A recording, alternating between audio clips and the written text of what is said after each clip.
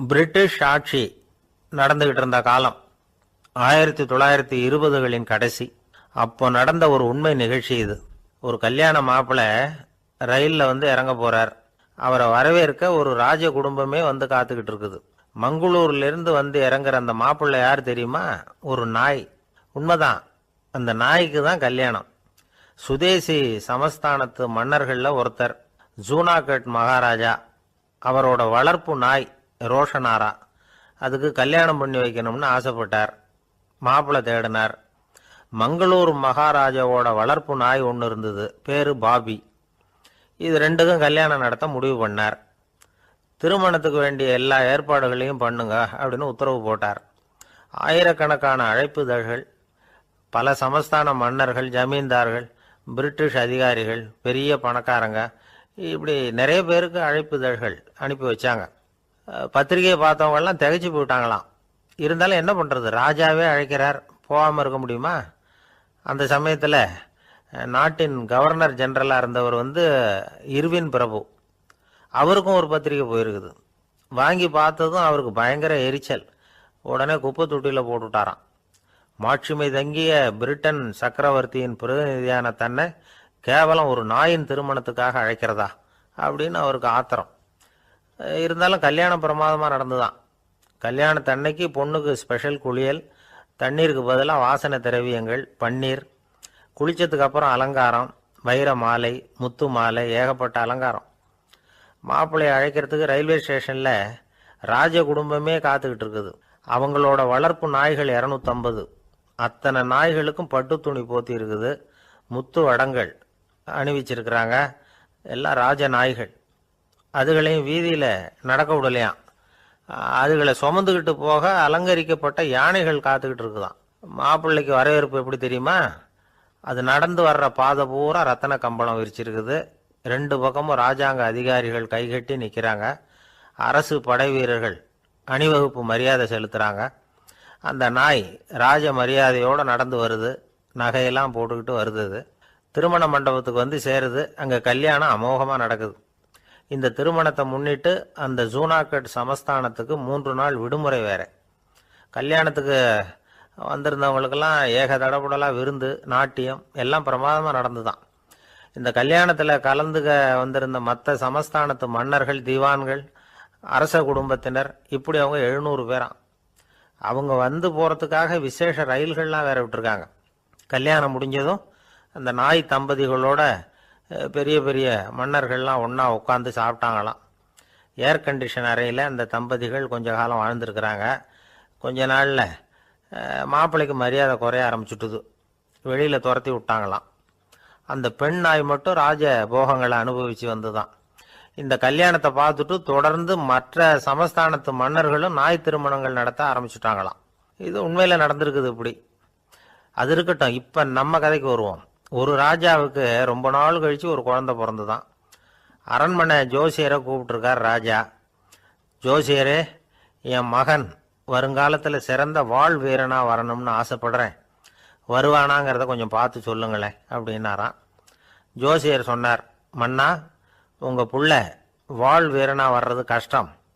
ஆனால் அவரும் உங்களை மாதிரியே நாய்க்குட்டிகள் பேரில் பிரியமாக இருப்பார். அதுகளுக்கு கல்யாணமும் பண்ணி வைப்பார் அப்படின்னாராம். அது எப்படி கண்டுபிடிச்சிங்க அப்படின்னு கேட்டிருக்கார் ராஜா. அரசே, உங்கள் பிள்ளைக்கு வாழ் மேலே உள்ள பிரியத்தை காட்டிலும் நாய் மேலே உள்ள பிரியம் அதிகங்கிறதுக்கான அறிகுறி இப்போவே தெரியுது. நல்லா கவனித்து பாருங்க. அவர் வாழ்ன்னு கத்துறாரு அப்படின்னாரு.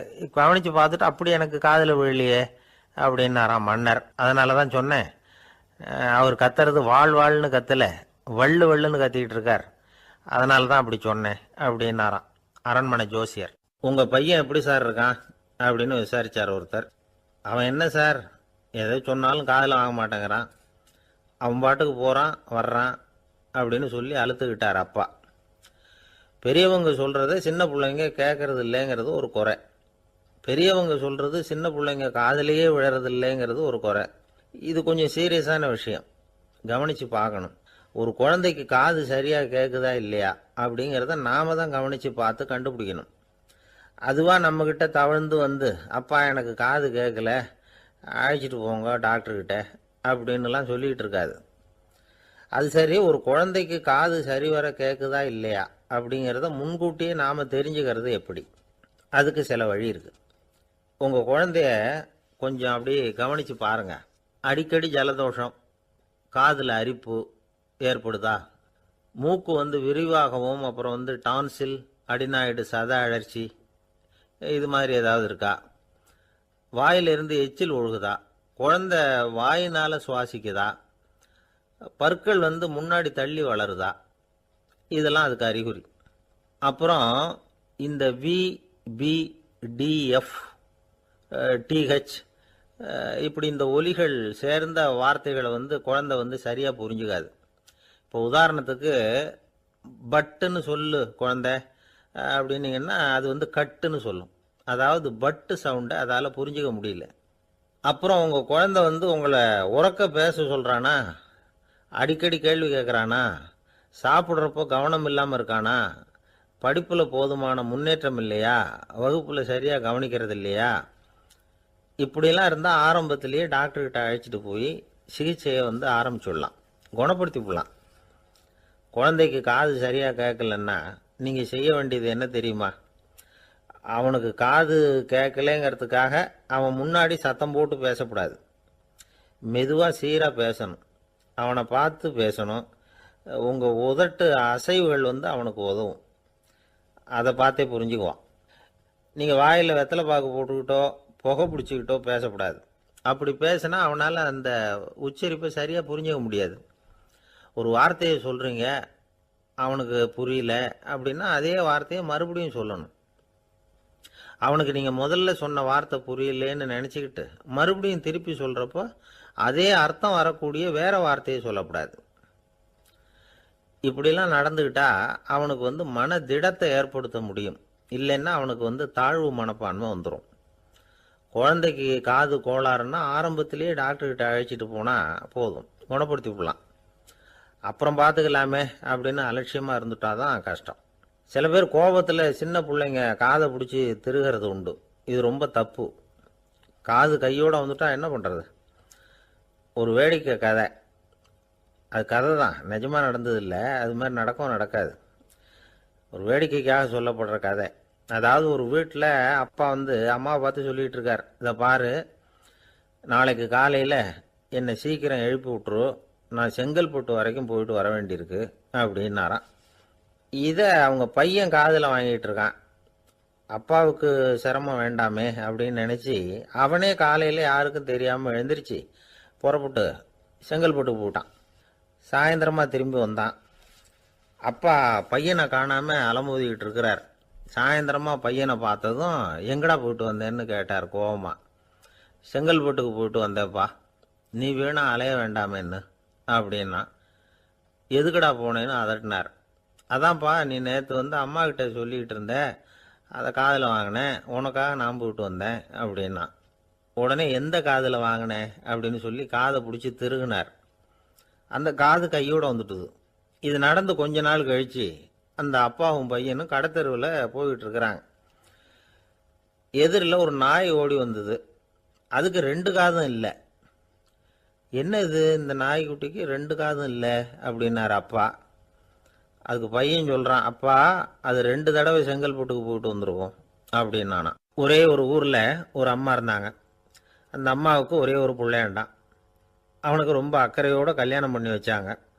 கல்யாணம் முடிஞ்சதும் மருமக பொண்ணு வீட்டுக்கு சேர்ந்தது.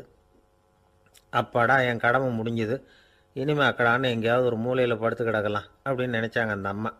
ஆனால் நினைக்கிறபடி எங்கே நடக்குது? அதுக்கப்புறம் தான் பிரச்சனையே ஆரம்பமாச்சு. மருமகள் குணம் சரியில்லை, ஒரு மாதிரி. அந்த பொண்ணு வீட்டுக்கு வந்ததுமே முதல் வேலையாக மாமியாரை பார்த்து, அதுதான் நான் வந்துட்டேன்ல, இனிமேல் உங்களுக்கு என்ன வேலைங்க, புறப்பட வேண்டியது தானே, காசி ராமேஸ்வரம்னு எங்கேயாவது போங்க அப்படின்னுட்டு தான். மாமியாரை பார்த்தாங்க, கொஞ்சம் யோசனை பண்ணாங்க. இந்த பாருமா, நீ இப்படி சொல்கிறதுக்கு முன்னாடியே வீட்டை விட்டு புறப்படணுங்கிற முடிவுக்கு நான் வந்துட்டேன். வீட்டை மட்டும் இல்லை, இந்த உலகத்தை விட்டே கூட போகிறதுக்கு தயாராக இருக்கிறேன். ஆனால் ஒரே ஒரு விஷயத்துக்காக என் உயிரை கையில் பிடிச்சிக்கிட்டு இருக்கிறேன் அப்படின்னாங்களாம். என்ன விஷயம்னு கேட்டது இந்த மருமக பொண்ணு. வேற ஒன்றும் இல்லை, என் பிள்ளைக்கு கல்யாணம் பண்ணி வச்சுட்டேன். ஒரு பேர புள்ள பிறந்து அதை என் கண்ணால் பார்த்துட்டேன்னா நான் எங்கே வேணும்னாலும் போகிறதுக்கு தயாராக இருக்கிறேன். அப்படின்னாங்களாம் அந்த மாமியார். மாமியார் இப்படி சொல்கிறதுலேயும் நியாயம் இருக்கிறதாக பட்டுது அந்த பொண்ணுக்கு. சரி அப்படியே இருந்து பார்த்துட்டு போகலாம் அப்படின்னு அனுமதி கொடுத்தது. கொஞ்ச காலத்தில் ஒரு பேரன் பிறந்தான். அந்த அம்மாவும் பேரனை கண்ணால் பார்த்துட்டாங்க. சரி பேரனை பார்த்தாச்சுல்ல, இனிமேல் புறப்பட வேண்டியது தானே அப்படின்னது மருமக பொண்ணு. மாமியார் பார்த்தாங்க. நீ சொல்கிறது சரிதாம்மா, அதில் ஒன்றும் தப்பு இல்லை. என்னோட பேரன் உங்களை அம்மா அப்பான்னு கூப்பிடுறத என் காது குளிர கேட்டுட்டு போயிடுறேனே அப்படின்னாங்களாம். சரி அந்த ஆசையை நிறைவேறட்டும் அப்படின்னு காத்துக்கிட்டு இருந்தாங்க. பேரன் வளர்ந்தான், நடந்தான், பள்ளிக்கூடம் போனால் பெரியவனானான். மருமக பொண்ணு மறுபடியும் மாமியாரை விரட்ட ஆரம்பிச்சுட்டுது, இன்னும் புறப்புள்ளையான்னு. இதை பாருமா, இது வரைக்கும் இருந்துட்டேன். பேரனோட கல்யாணத்தையும் கண்ணால் பார்த்தாதான் இந்த கட்டை வேகும் போல் இருக்குது அப்படின்னு சொல்லி ஒரு மாதிரியாக பேச ஆரம்பித்தாங்க. இதுவும் நியாயமான ஆசையாக தான் படுது அப்படின்னு அது யோசிச்சிருக்கு அந்த பொண்ணு. சரின்னு அதுக்கும் ஒத்துக்கிட்டது. உடனே பேரனுடைய கல்யாணமும் முடிஞ்சது ஒரு வழியாக. இனிமே ஒரு நொடி கூட இங்கே இருக்கக்கூடாது, புறப்படுங்க அப்படின்னு மாமியாரை விரட்டிச்சான் அந்த பொண்ணு. இப்போ அந்த மாமியார் தன்னோட மருமகளை பார்த்து சொல்கிறாங்க, இதோ கிளம்பிட்டேம்மா, என் மூட்டை முடிச்செல்லாம் கட்டிக்கிட்டேன், புறப்பட்டுவிட்டேன். அப்படியே நீயும் உன் துணிமணிகளை மூட்டை கட்டிக்கிட்டு கிளம்பிடும், என்னோட சேர்ந்து 2 பேருமா சேர்ந்து போயிடலாம் அப்படின்னாங்களாம். அந்த பொண்ணு முழிக்குது. முழிக்காதே, உனக்கும் ஒரு மருமக வந்துட்டா, இனிமேல் நீயும் ஒரு மாமியார் தானே, உனக்கும் இனிமேல் இங்கே வேலை இல்லை, புறப்படு அப்படின்னாங்களாம். அப்போ தான் அந்த பொண்ணு சிந்திக்க ஆரம்பிச்சுதான், தன்னோட தவறு புரிஞ்சுதான். இந்த தகவலை கேட்டுக்கிட்டு இருக்கிற மருமகள்லாம் இதை பற்றி கொஞ்சம் யோசித்து பார்க்கணுங்கிறதுக்காகத்தான் இதை சொல்கிறோம் மாமியார்கள் சார்பாக. கொஞ்ச நாளைக்கு முன்னாடி ஒரு பொண்ணை பார்த்து பேசுகிற சந்தர்ப்பம் கிடைச்சிது ஒரு கல்யாண வீட்டில். அந்த பொண்ணு சொல்லிச்சு, சார் எனக்கு கல்யாணம் ஆகி 15 வருஷம் ஆகுது, நான் மாமியார்கிட்ட சண்டை போட்டதே இல்லை அப்படின்னு ரொம்ப அடக்கமாக சொல்லிச்சு. அது எப்படிம்மா சாத்தியமாச்சுன்னு கேட்டோம். எனக்கு கல்யாணம் ஆகி 15 வருஷம்தான் ஆச்சு, ஆனால் என் மாமியார் செத்து போய் 20 வருஷத்துக்கு மேலே ஆயிட்டுது அப்படின்னுது. லோகமானிய பாலகங்காதர திலகர் இருந்தார்ல, அவருக்கு 15 வயசுலேயே கல்யாணம் நடந்துதான். மனைவி பேர் தபிபாய், ரொம்ப பெரிய குடும்பத்து பொண்ணு, நல்ல குணம். அவங்க குடும்பம் நடத்திக்கிட்டு இருக்கிறாங்க. அந்த காலத்தில் திருடர்கள் பயம் அதிகம். இந்த காலத்தில் மட்டும் என்னன்னு கேட்குறீங்களா? நீங்கள் கேட்குறது நியாயம்தான். இருந்தாலும் இந்த காலத்து திருடனுக்கும் அந்த காலத்து திருடனுக்கும் ஒரு முக்கியமான வித்தியாசம் உண்டு. அதாவது அந்த காலத்து திருடன்லாம் நியாயம் அநியாயம் பார்க்கறது உண்டு, இந்த காலத்தில் அப்படி பார்க்கறது இல்லை. அந்த காலத்தில் திருட வர்றவங்கள்ட்ட கூட ஒரு தார்மீக உணர்வு உண்டாம். அதாவது அப்போ உள்ள கொள்ளைக்காரங்க எதை களவாடினாலும் சரி, அரிசியை மட்டும் களவாடுறது இல்லையா, அப்படி ஒரு கொள்கை. அதனால பாருங்க, அந்த காலத்து பெண்கள் நகை நட்டுகளை பத்திரமா வைக்கணும்னா பெட்டியில் வைக்கிறது இல்லை, அரிசி பானையில் போட்டு வச்சு விடுறது. இப்போல்லாம் பேங்க்கில் சேஃப்டி லாக்கர்னு இருக்குல்ல, அது மாதிரி அந்த காலத்தில் சேஃப்டி லாக்கருங்கிறது அரிசி பானை. இந்த வளையல், மூக்குத்தி, தோடு இப்படி எதுவாக இருந்தாலும் அதில் போட்டு பத்திரமா வச்சுருவாங்க. திருடன் அரிசி பானை பக்கம் போகிறதில்ல. ஏன்னா சாப்பிட்ற விஷயத்தில் கை வைக்கக்கூடாது, அது பாவம் அப்படின்னு அவன் நினைக்கிறான். திலகரோட மனைவி தபிபாயும் அதே மாதிரி தன்னுடைய ஆபரணங்களை ஒரு அரிசி பானைக்குள்ளே போட்டு மூடி வச்சுருந்தாங்களாம்.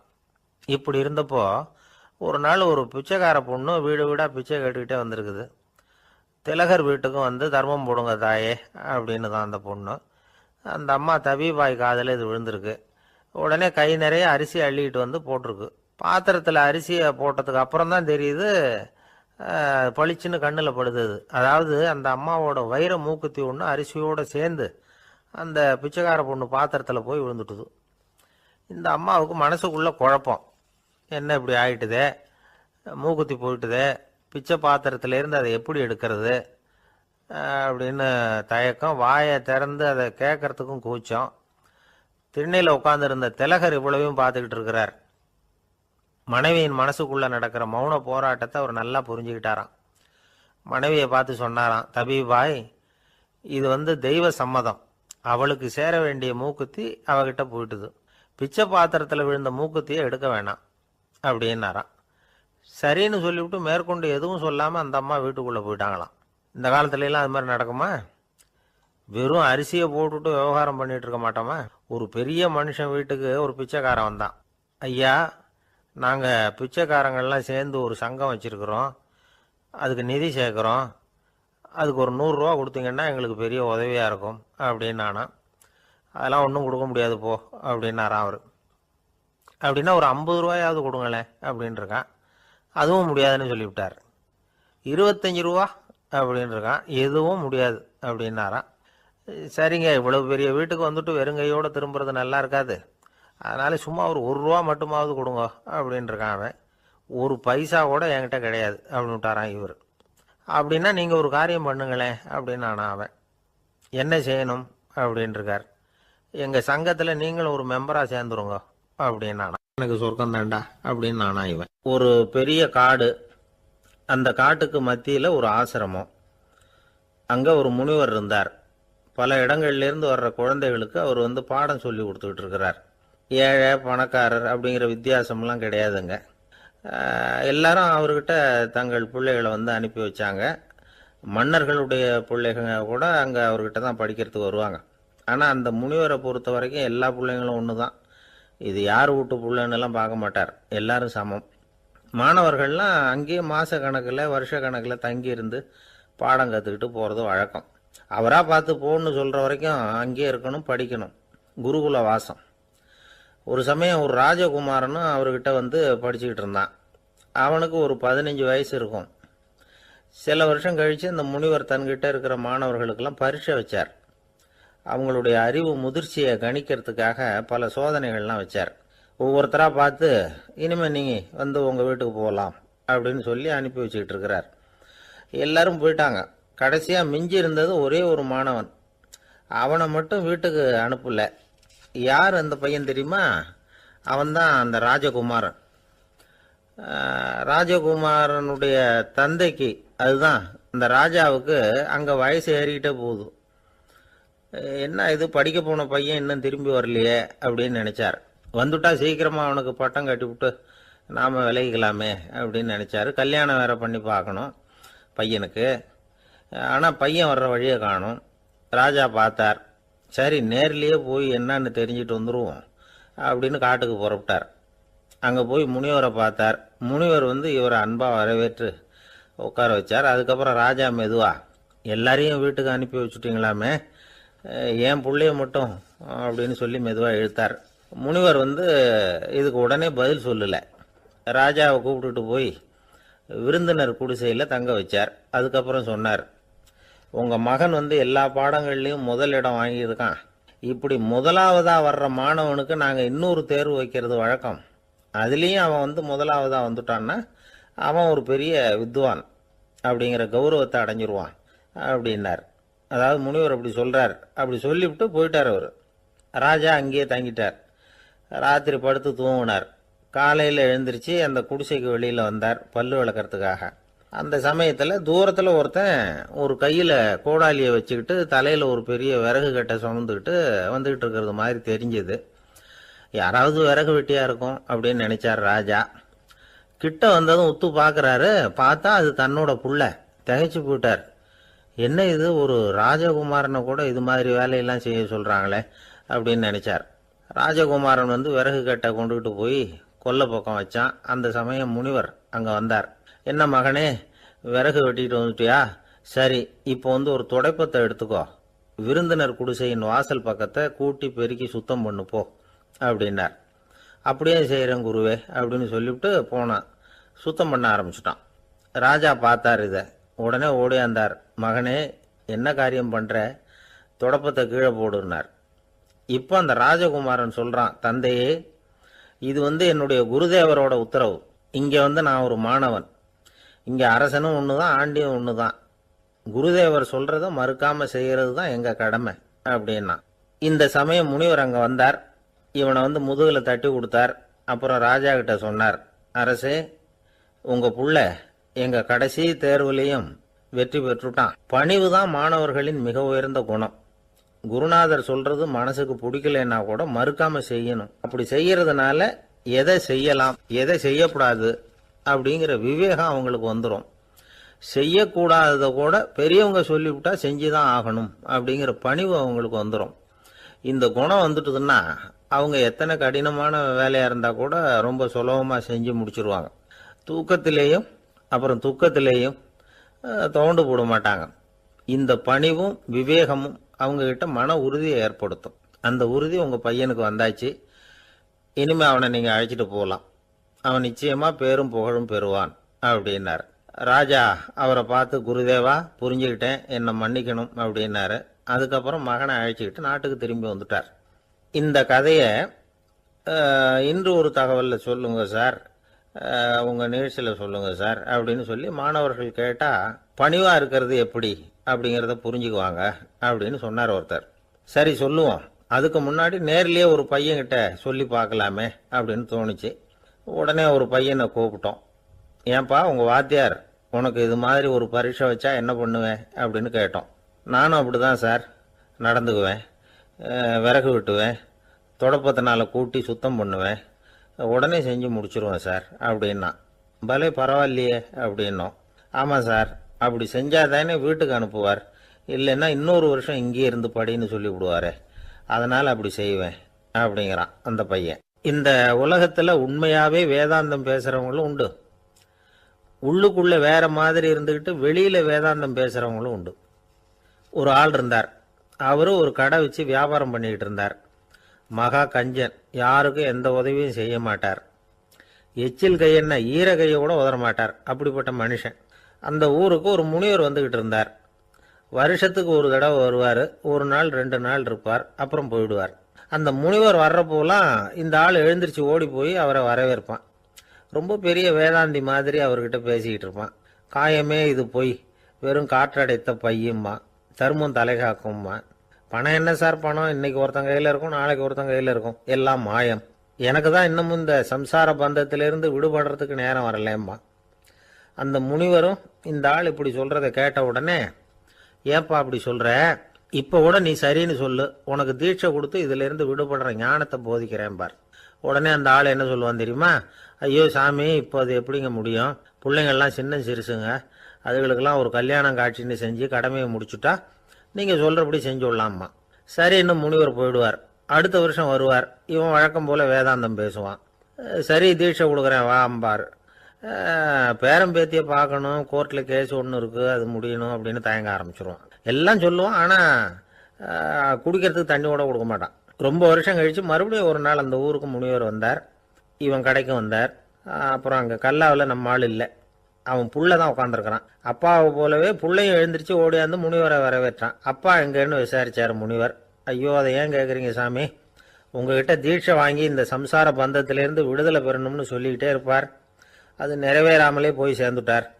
போன மாதம் ஒரு நாள் திடீர்னு நெஞ்சு வலிக்குதுன்னார், அவ்வளவுதான் போட்டுன்னு போயிட்டார் அப்படின்னு புலம்புனான் பையன். இதை கேட்டதும் முனிவர் சிரிச்சாரான். அவன் எங்கடா போவான், உன் அப்பா எங்கேயும் போகல, இதோ வாழை ஆட்டிக்கிட்டு உன் காலடியிலே இருந்துக்கிட்டு இருக்கான் பார் அப்படின்னு சொல்லி அங்கே நின்றுக்கிட்டு இருந்த ஒரு நாயை சுட்டி காட்டினாரான். என்ன சாமி சொல்கிறீங்க அப்படின்னு ஆச்சரியமாக கேட்டிருக்கான் பையன். உடனே முனிவர் அந்த நாயோட தலையில் ஒரு தட்டு தட்டி பேசுகிறா அப்படின்னாரான். உடனே அந்த நாய் வேதாந்தம் பேச ஆரம்பிச்சுட்டு தான். காயமே இது போய் வெறும் காற்றடைத்த பைய அப்படின்னு தான். முனிவர் சொன்னார், அடே இப்போவும் ஒன்றும் கெட்டு போகல, நீ விரும்புனா சொல்லு, உனக்கு தீட்சை கொடுத்து என் பின்னாடியே அழைச்சிட்டு போயிடுறேன், அங்கே அழைச்சிட்டு போய் உனக்கு ஞானத்தை போதிக்கிறேன், வர்றியா அப்படின்னு கேட்டிருக்கார். உடனே அந்த நாய் சொல்லிச்சான், ஐயோ அதை ஏன் கேட்குறீங்க சாமி, நான் உண்ணாமல் தின்னாமல் ஏராளமான சொத்து சேர்த்து வச்சுட்டேன், என் பிள்ளைங்க அதோட பெருமை தெரியாமல் ராத்திரி நேரம்லாம் கதவை திறந்து போட்டுட்டு தூங்கிடுவாங்க, அதனால் இப்படி நாயாக பிறந்து ராத்திரி பகலாக சுற்றி சுற்றி காவல் காத்துட்டு கிடக்கிறேன், இப்போ எப்படி சாமி வர முடியும் அப்படின்னு கேட்டுதான். அறியாமையிலேயே சுகம் கண்டு இப்படி இருக்கிற ஆளுங்களுக்கு எப்படி விடுதலை கிடைக்கும், எப்போ விடுதலை கிடைக்கும் அப்படின்னு கேட்குறார் தசாவதானி, திருக்குறள் பேர் ராமையா. அவர் கேட்குறது நியாயம் தானே. இந்த காலத்து பையன் ஒருத்தன் அப்பா கிட்ட சொன்னான், அப்பா இன்னைக்கு நான் ₹1 மிச்சப்படுத்தி விட்டேன் அப்படின்னு. நானும் அப்படியா, என்னடா பண்ணேன்னு கேட்டிருக்கார் அப்பா. டவுன் பஸ்ஸில் ஏறாமல் அது பின்னாடியே ஓடியாந்தேன், ₹1 மிச்சம் தானே அப்படின்றான். அட பாவி, ஒரு ஆட்டோ பின்னாடி ஓடியாந்துருந்தா ₹10 மிச்சமாயிருக்குமே, வேஸ்ட் பண்ணிட்டியே அப்படின்னாரான் அந்த அப்பா. சாலை ஓரமாக அழுதுகிட்டு உட்காந்துருந்தான். பிச்சை எடுத்து சாப்பிட்ற ஒருத்தன் அந்த பக்கமாக வந்தான். இவனை பார்த்தான். ஏன் அழுதுகிட்டு உட்காந்துருக்கிற, என்னாச்சு உனக்கு அப்படின்னு கேட்டான்.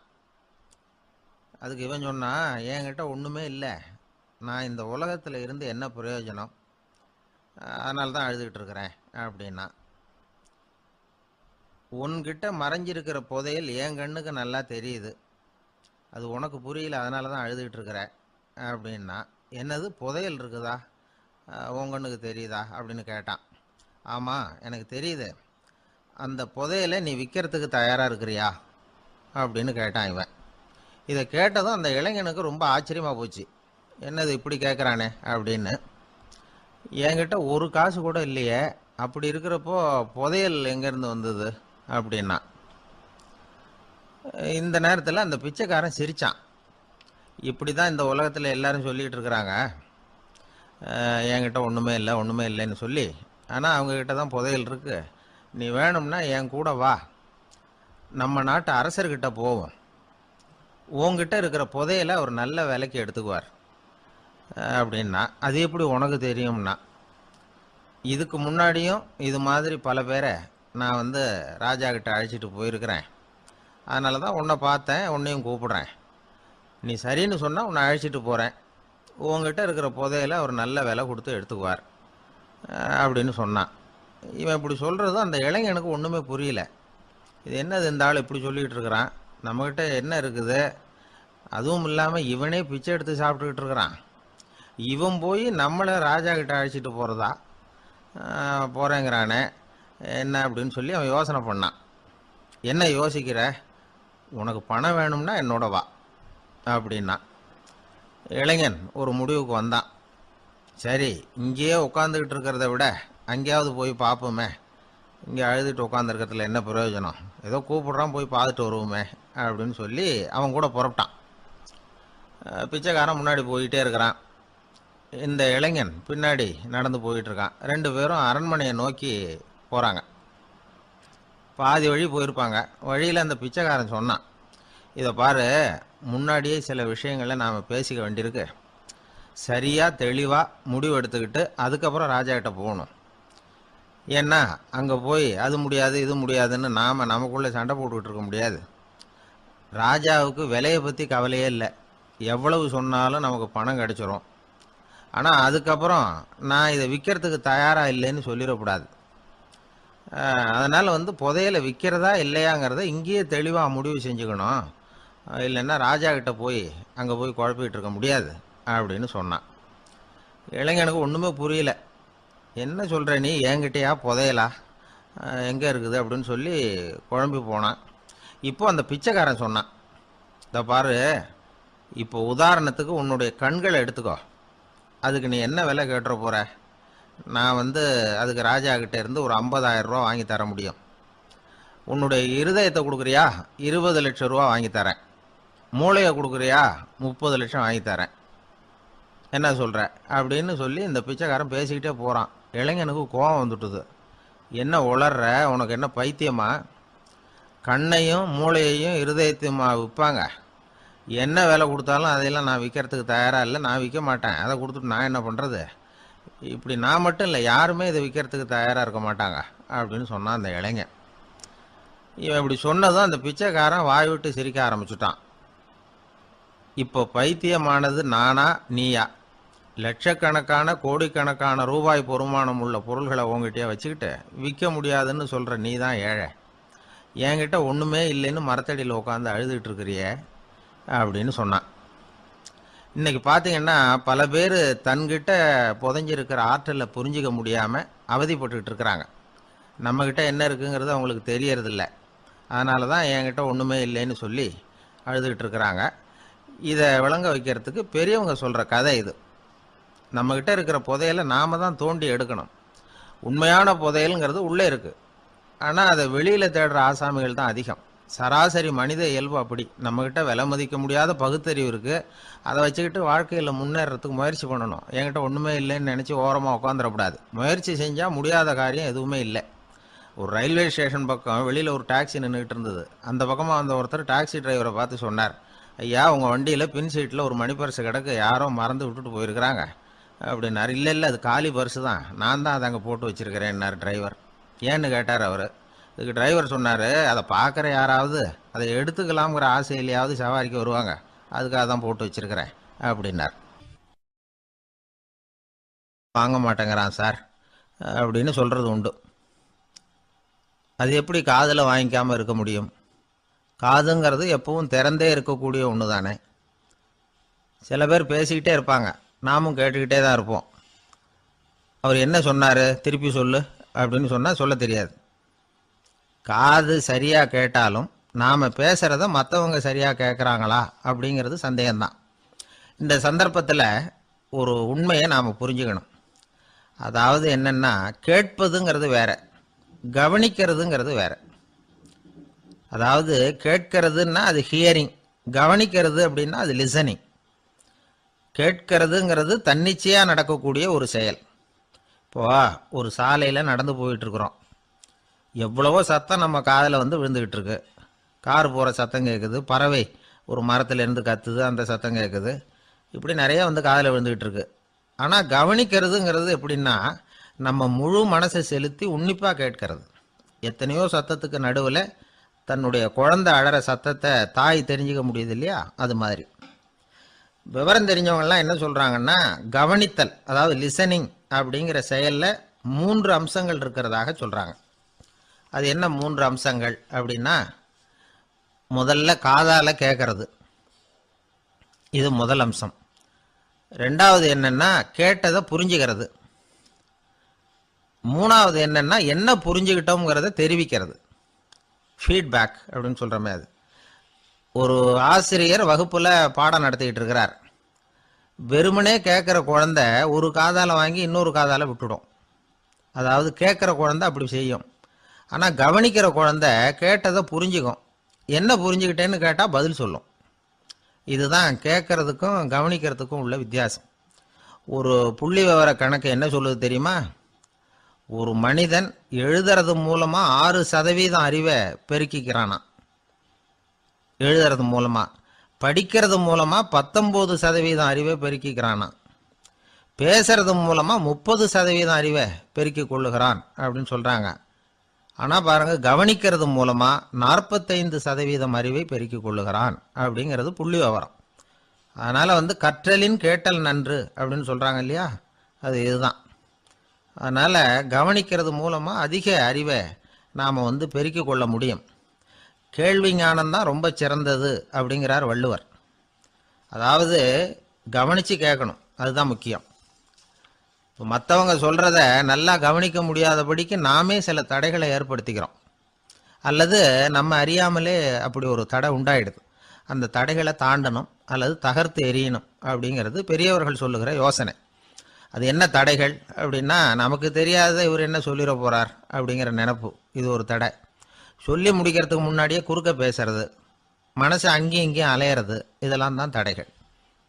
ஆசிரியர் பாடம் நடத்துகிறார் அப்படின்னா மாணவர்கள் அக்கறையாக கவனிக்கணும், அப்போ தான் பரீட்சையில் பாஸ் ஆக முடியும். வீட்டுக்குள்ள கணவன் சொல்கிறத மனைவி கவனித்து கேட்கணும், மனைவி சொல்கிறத கணவன் கவனித்து கேட்கணும், இல்லைன்னா குழப்பமாயிடும். ஒரு அம்மா கோயிலுக்கு போனாங்க, சேலையில் ஒரு முடிச்சு போட்டிருந்தாங்க. எதுக்கு சேலையில் முடிச்சு போட்டு வச்சுருக்குறீங்க அப்படின்னு கேட்டாங்க. எங்கள் வீட்டுக்காரர் ஒரு கடிதத்தை மறக்காமல் தபால் போட்டியில் போட்டுடணும்னு சொன்னார், ஞாபகத்துக்காக முடிச்சு போட்டு வச்சுருக்கிறேன் அப்படின்னாங்க.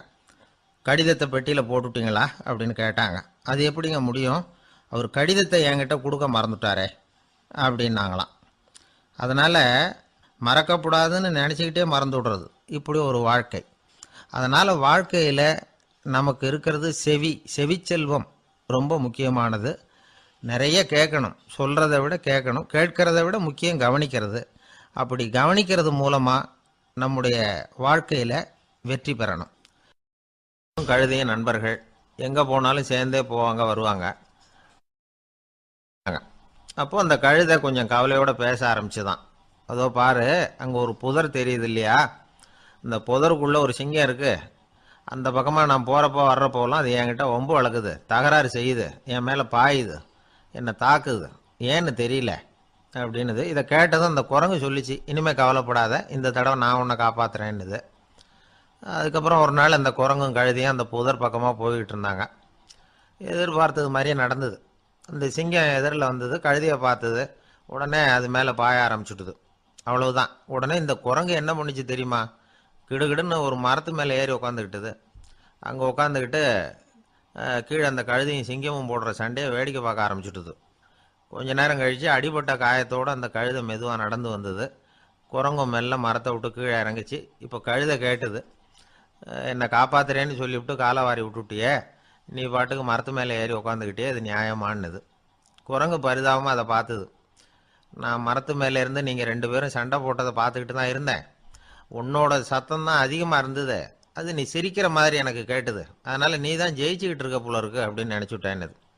இன்றைக்கி பல பேர் இப்படி தான் இருக்கிறாங்களாம். யார் ஜெயிக்கிறாங்க யார் தோக்குறாங்கங்கிறத முகத்தை பார்த்து கூட கண்டுபிடிக்க முடியறதில்ல.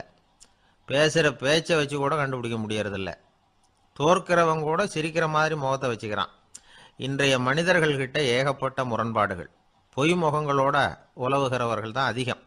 உண்மை முகம் எங்கே இருக்குது அப்படிங்கிறத புரிஞ்சுக்கிட்டு நண்பர்களை தேர்ந்தெடுக்கணும் அப்படிங்கிறது ஒரு முக்கியமான கருத்து. கடவுள் இந்த உலகத்தை படைச்சுட்டு அதுக்கப்புறமும் கொஞ்ச நாள் இங்கேயே தங்கியிருந்தாராம். அப்போ தான் அவருக்கு ஒரு உண்மை புரிஞ்சுதான், இந்த உலகத்தில் தங்கி இருக்கிறது எவ்வளவு இடைஞ்சல்னு. தினமும் மனிதர்கள் தேடி வந்து ஏதாவது புகார் சொல்லிக்கிட்டே இருந்தாங்களாம். எனக்கு அது வேணும் இது வேணும்னு கேட்டுக்கிட்டே இருந்தாங்களாம். சில பேர் வந்தாங்க, நாங்கள் வந்து விவசாயம் பண்ணுறோம், தண்ணி இல்லாமல் பயிர் காயுது, எங்களுக்கு மழை வேணும் அப்படின்னாங்க.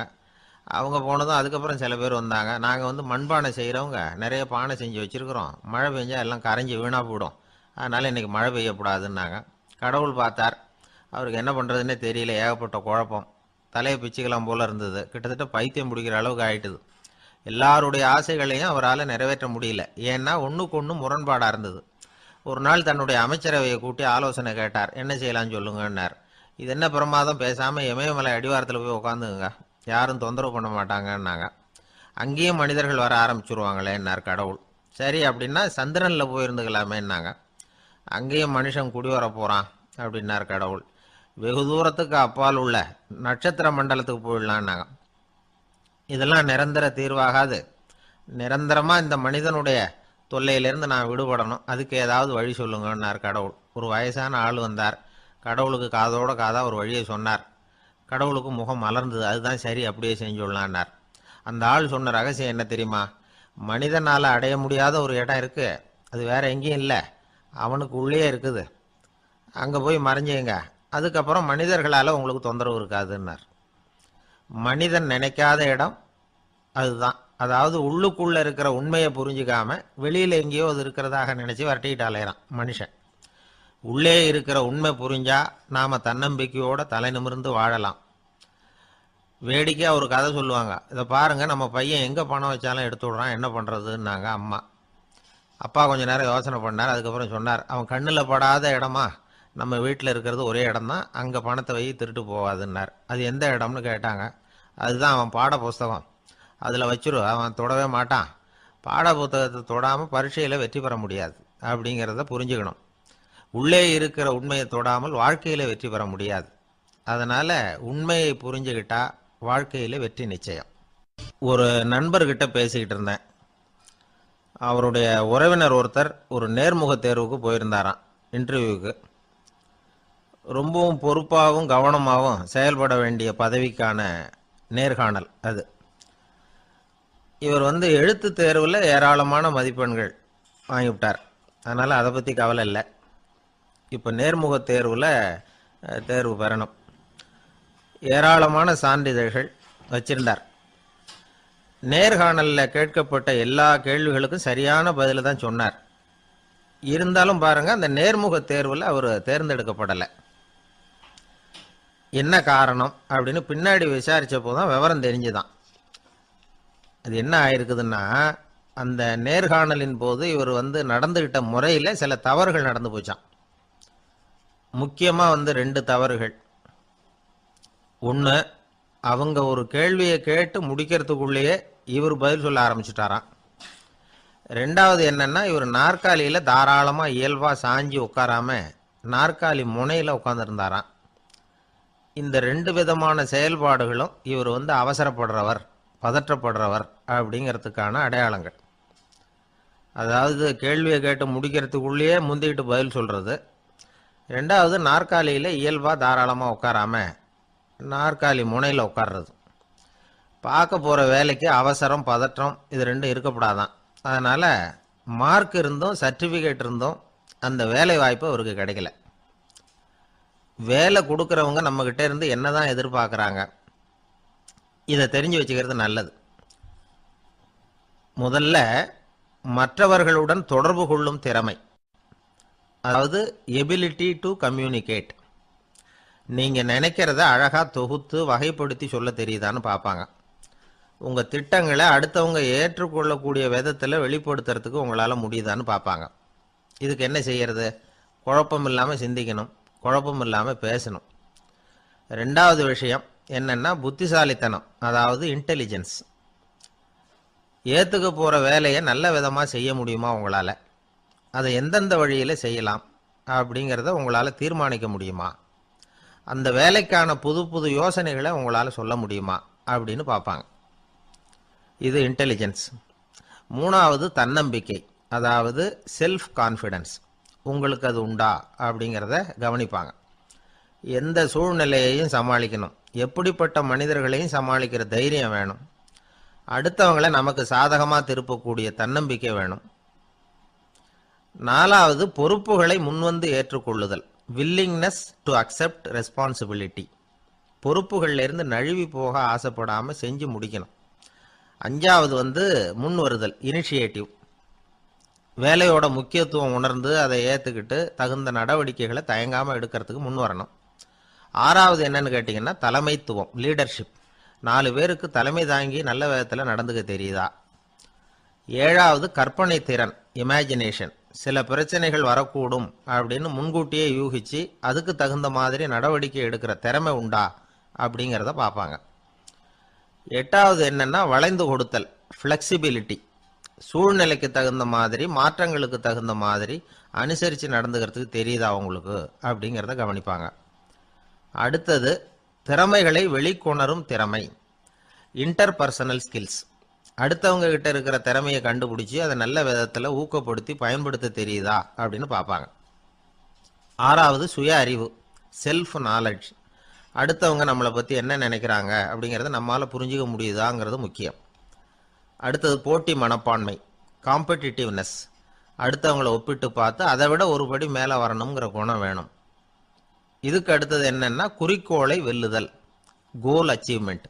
குறிக்கோளை சவாலாக எடுத்துக்கிட்டு அதை அடையணும். அப்புறம் வேறுபட்ட திறமைகள், ஒகேஷனல் ஸ்கில்ஸ். பதவிக்கு வேண்டிய திறமைகள் தவிர மற்ற திறமைகள் எதுவும் உண்டாங்கிறது முக்கியம். நமக்கு வேலை கொடுக்கணும்னு நினைக்கிறவங்க நம்மக்கிட்ட இருந்து இவ்வளவும் எதிர்பார்ப்பாங்க. அதுக்கு தகுந்த மாதிரி நம்மளை நாமே தயார்படுத்திக்கணும்.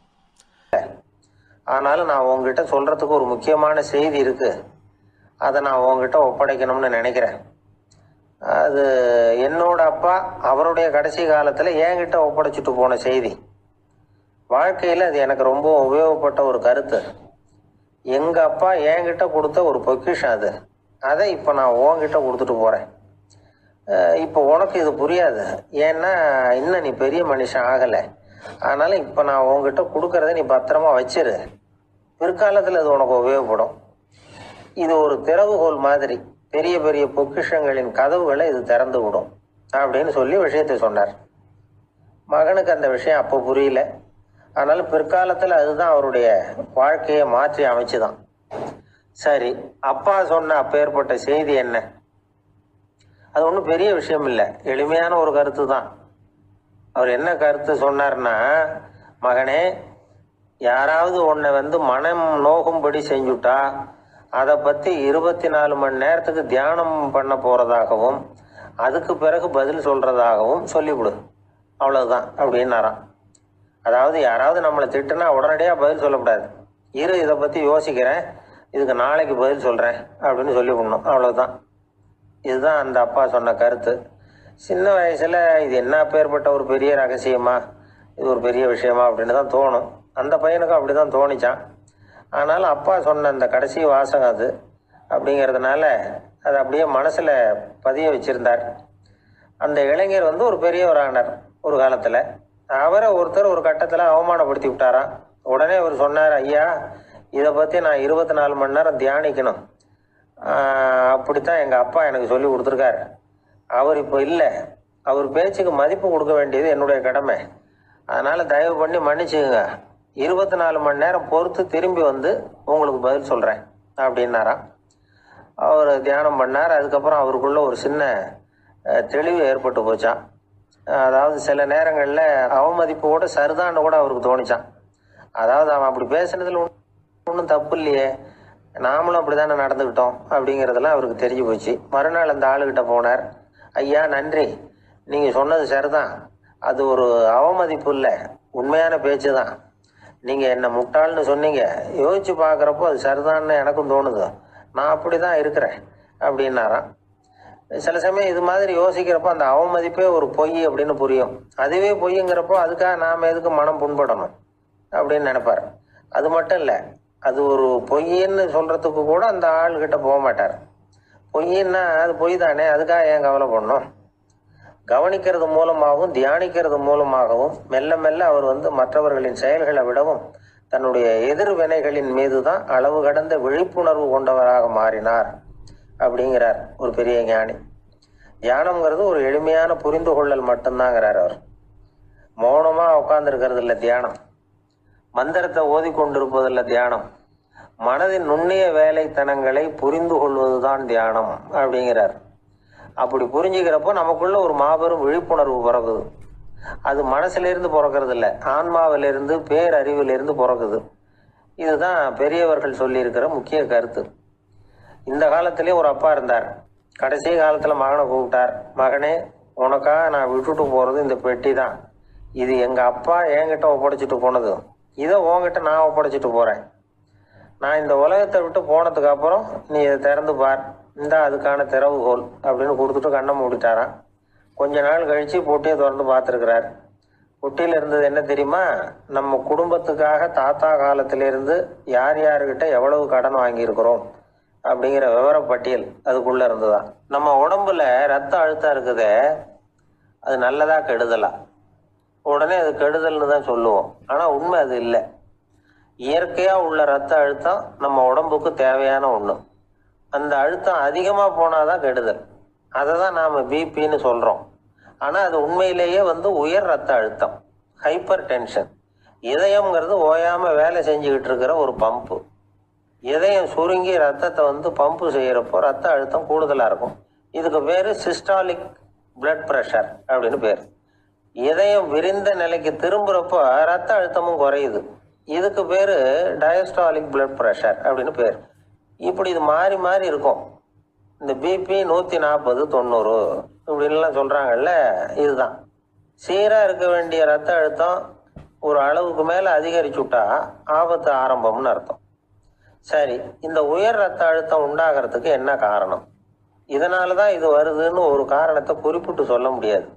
ஆனால் வம்சாவளி காரணம், ரொம்ப டென்ஷனான சூழ்நிலையில் வேலை செய்கிறது, உடம்பு குண்டாக இருக்கிறது, இதெல்லாம் இந்த ஹை பிபிக்கு துணை செய்யுது. அப்படி தான் எடுத்துக்க வேண்டியிருக்குது.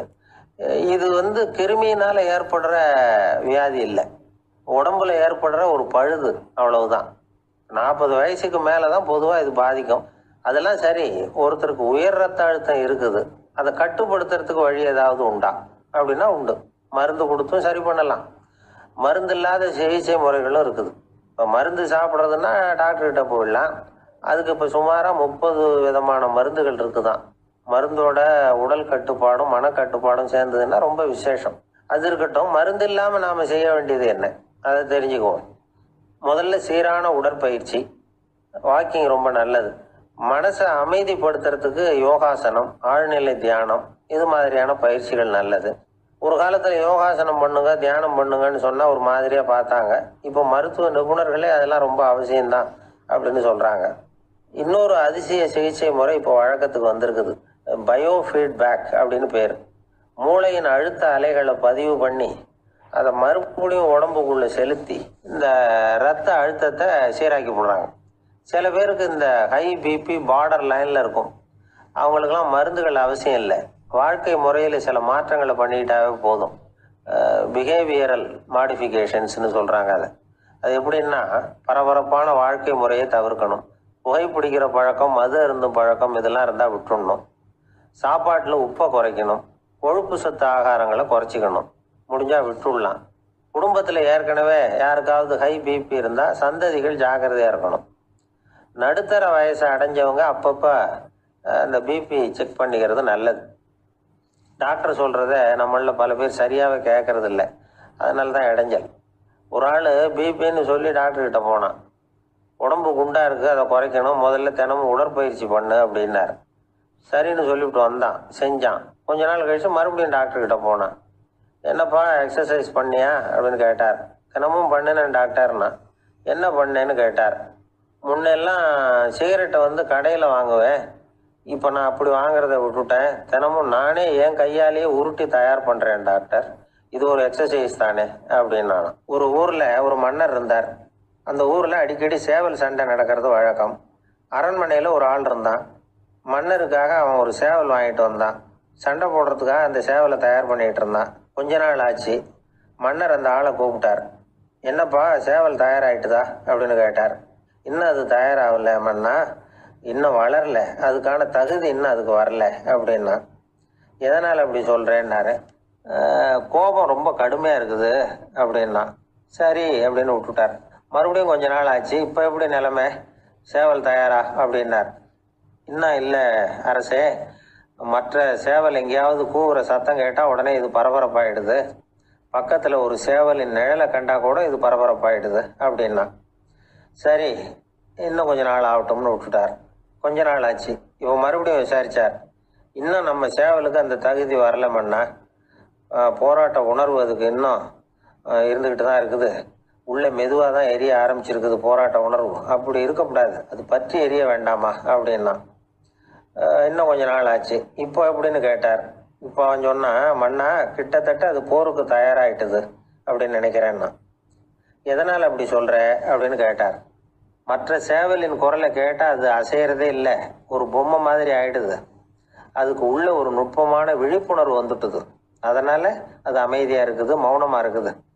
இனிமேல் அதுக்கு இணையான சேவலே கிடையாது, வெற்றி பெற அது போராட வேண்டிய அவசியமே இல்லை, அதை பார்த்த உடனே எதிரி சேவல்கள் பயந்துட்டு ஓடி போடும் அப்படின்னு சொன்னானான். அந்த சேவலை வளர்த்தவர் வந்து சி சிங் சு அப்படின்னு பேர். சுசுகி சொன்ன கதையும் அது.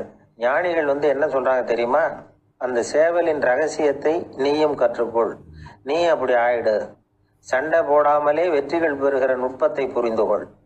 இதுதான் ஞானிகள் உபதேசம். ஒரு குருக்கிட்ட ஒருத்தன் போயிருக்கிறான். எனக்கு சண்டை போட கற்றுக் கொடுங்கன்னா, அதுக்கு என்ன செய்யணும்னார். என்ன உங்கள் மாணவனாக சேர்த்துங்கண்ணா. சரி இப்போ உன்னுடைய பலம் என்னன்னு கேட்டிருக்கார். இப்போ நான் தனி ஆளாக இருந்து ஒரு 100 பேரை சமாளிப்பேன் நானா.